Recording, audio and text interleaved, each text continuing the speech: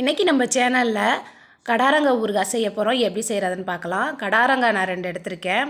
அடுப்பு பற்ற வச்சு தண்ணி நல்லா சூடானோன்னே அதில் 2 காயும் நான் போட்டுக்கிறேன். ஒரு 5 நிமிஷம் அந்த சூடான தண்ணியில் அப்படியே இருக்கட்டும். இப்போ நம்ம தண்ணி நல்லா ஆறிடுச்சு. இப்போ எடுத்து இதை நம்ம கட் பண்ணிக்கலாம். நான் ஏன் சூடான தண்ணியில் போடுறேன்னா, அதோடய தோல் ஹார்டாக இருக்கும். நம்ம தண்ணியில் போடும்போது கொஞ்சம் சாஃப்டாக வந்துடும். அதுக்காண்டி நான் சுடு தண்ணியில் போட்டு எடுத்திருக்கேன்.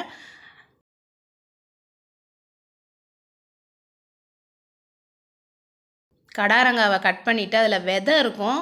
அந்த விதையை எல்லாத்தையும் நம்ம எடுத்துடலாம். ஏன்னா விதையோடு போடும்போது நம்ம ஊறுகாய் தொட்டுக்கும் போது அது கசக்கும். அதனால் விதை இல்லாமல் தான் நம்ம ஊறுகாய் செய்யணும்.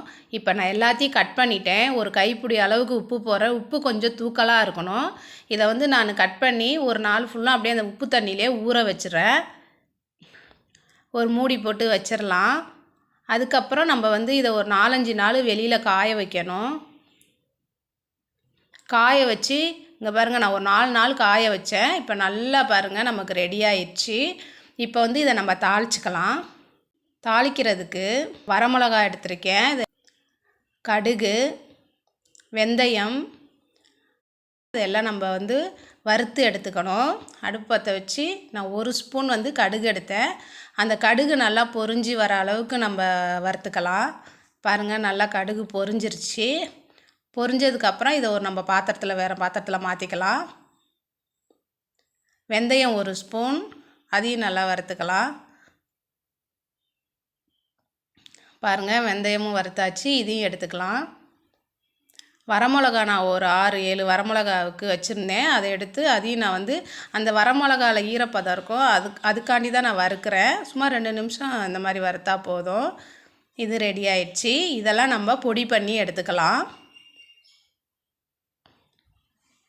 இது மாதிரி கொட்டி நம்ம இடித்து நல்லா பொடி பண்ணிக்கணும். அதை நல்லா நுணுக்கி எடுத்துக்கணும். இந்த பாருங்கள், பொடி பண்ணிட்டேன். கடுகு வெந்தயமும் பொடி பண்ணது, வரமிளகாவும் பொடி பண்ணதும் வச்சுருக்கேன். இப்போ இதை எப்படி தாளிக்கலான்னு பார்க்கலாம். நான் ஒரு 100 நல்லெண்ணெய் ஊற்றிருக்கேன். கடுகு போடுறேன். கடுகு நல்லா பொரிஞ்சு வரட்டும். ஊறுகாய்க்கு எப்போதுமே நல்லெண்ணெய் சேர்க்கும் போது தான் நல்லா டேஸ்ட்டாக இருக்கும். இது 6 மாதமாக ஆனாலும் கெட்டு போகாமல் இருக்குங்க. கடுகு பொரிஞ்சோன்னே கடாரங்காய் நம்ம கொட்டிக்கலாம். கொட்டி இந்த எண்ணெயிலேயே ஒரு 2 நிமிஷம் அப்படியே வேகணும்.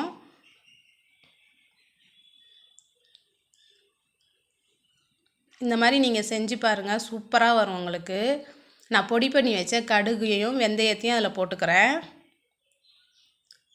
மிளகாவையும் அதில் போட்டுக்கிறேன்.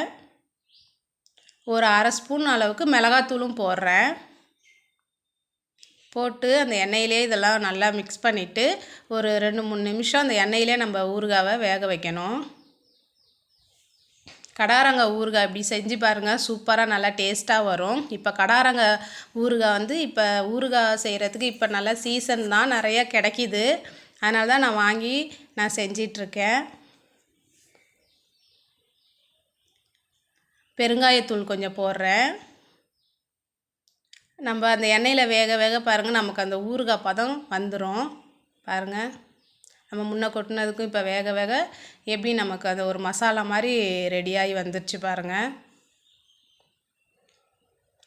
அவ்வளோதான், ரொம்ப சிம்பிளாக நம்ம வீட்டிலே செய்யலாங்க.